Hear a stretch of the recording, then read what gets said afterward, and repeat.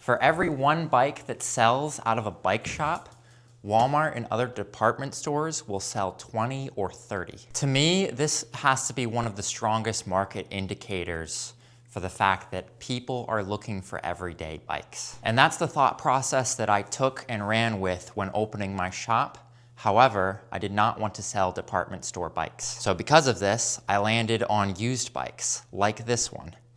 And I want to talk a little bit about what I stock in my store today and why Everyday Bikes for Everyday People blends that gap between the cycling store and the department store and ends up with a model that actually lends itself to decently high volume sales while maintaining high margins and serving a very clear and obvious need in the cycling industry, which is that there exists no true in-between today between the expensive new bike boutique experience and getting something that is ultimately going to fall apart underneath you in the first summer of riding. So, what kind of bikes do I stock in my store? Before I get into this, I will say, although I focus primarily on used, these concepts do apply to new bike shops because I do see that commonly there is an emphasis on the racing culture, on the newest, flashiest with all the bells and whistles, when the reality is most of the public thinks of a bicycle just as something that is used for recreation.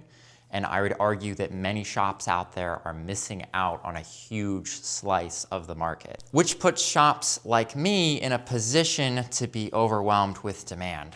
So what is that demand going towards? It's bikes like this. So as you can see, this is a solid everyday hybrid from Giant. This is the Cypress model. We probably currently have 4 or 5 of these on our floor. It's a very common bike that we see coming through our inventory. If I had to guess, this is probably about a 2008-ish model. And most people, just at first glance, would not guess that this is close to a 20-year-old bicycle. But the fact of the matter is, we get these in. They might need some replacement parts as far as rubber is concerned, a new chain, the odd cable and housing replacement. But if this is garage kept, this is going to look exactly the same another 20, 30 years from now. These are the types of bikes that you can pass down to your children despite them not being the high-end bicycle. So as you can see, you have all the staples of the basic things that people are looking for. We've got upright geometry where the handlebars are a little bit higher compared to the seating position.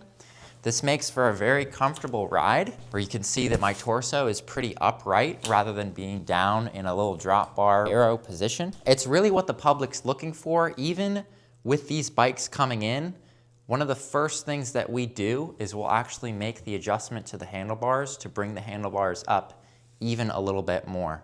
So there's a big emphasis, and this is just a response from our customers' needs, that they want something that's comfortable as well as reliable, but they're not looking to race in the Tour de France. I don't say these things to alienate against having the higher end bikes. They're fun to have, they're fun to sell, but I just bring this up to say that most of the people that would be stopping in your store or live in your local area, they're looking for a basic everyday hybrid like this. This is a super utilitarian bike.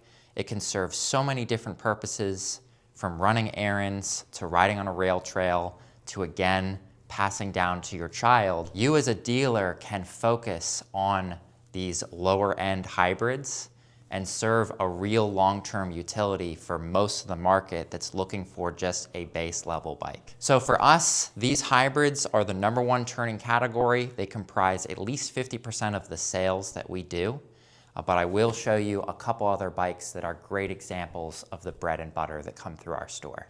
By the way, just a really quick note, if you're interested in drilling down further and figuring out how to either start or optimize your current bike business, we do have a tremendous amount of value behind our memberships.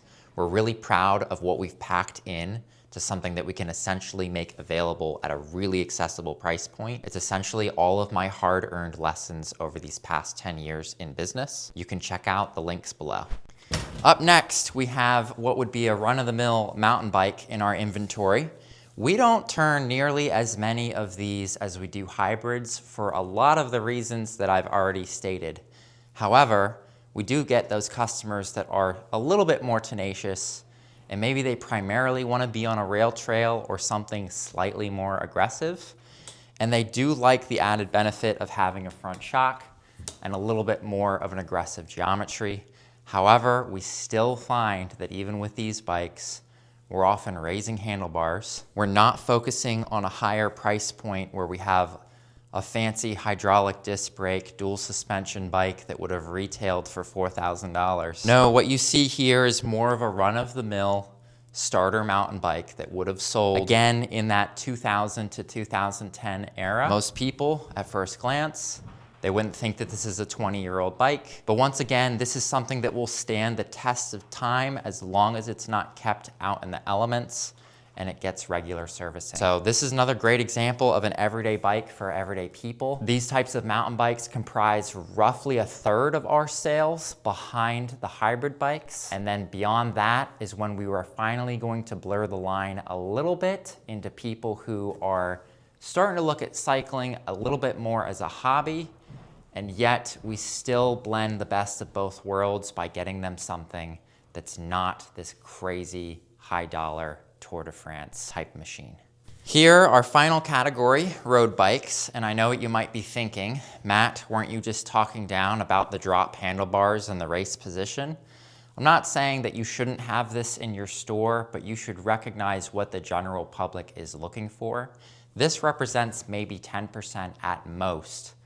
I would even dare to say 5% of all of the sales that we make, but we will consistently stock some starter and road bikes. I feel like I've given you maybe a lack of diversity here because all of the bikes that I've chosen have been pretty much within the same era of early 2000s. Believe it or not, we'll have bikes in here all the way back to the late 80s.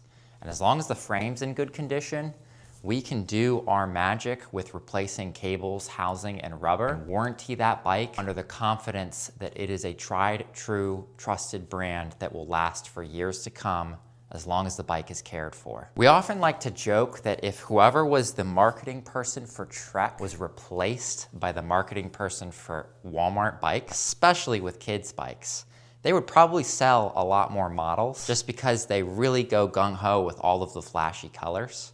It's too bad that they don't have the longevity component in there as well. Of course, they probably wouldn't be able to achieve that at their price points.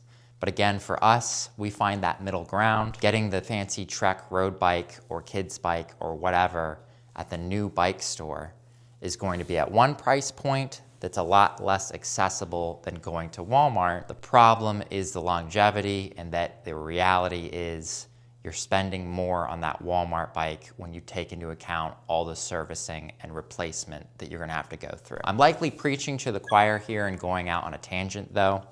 What I'm getting back to is just recognizing that for every person that comes into your store looking for a hobbyist level or higher end bike, there's at least 30 or 40 other people in your area that would be a customer of yours if you had stocked a good selection of basic bikes. And this is gonna bring us back around full circle to the good old hybrid. This last bike I just wanted to show you, similar to that first Giant Cypress, except that this is a step-through frame and obviously a much more upright geometry. We burned through these bikes faster than we could possibly get them in. I don't know why the big manufacturers aren't keen on producing more and more of these step-through bikes. They are in outrageous demand. They have been since we opened our doors 7 years ago. And yet I really don't see a strong emphasis by any of the big companies. They really seem to have a high level focus on this racing culture, which obviously this is very counter to.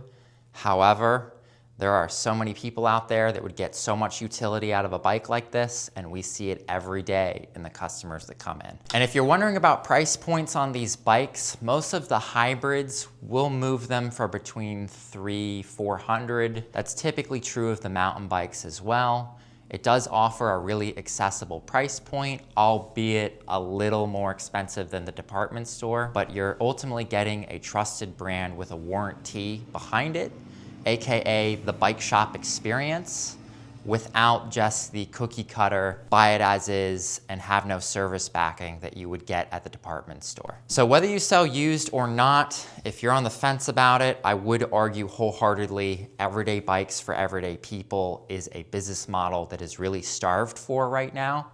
It's where we found all of our success, and it's where I see the most success in other shops around the country.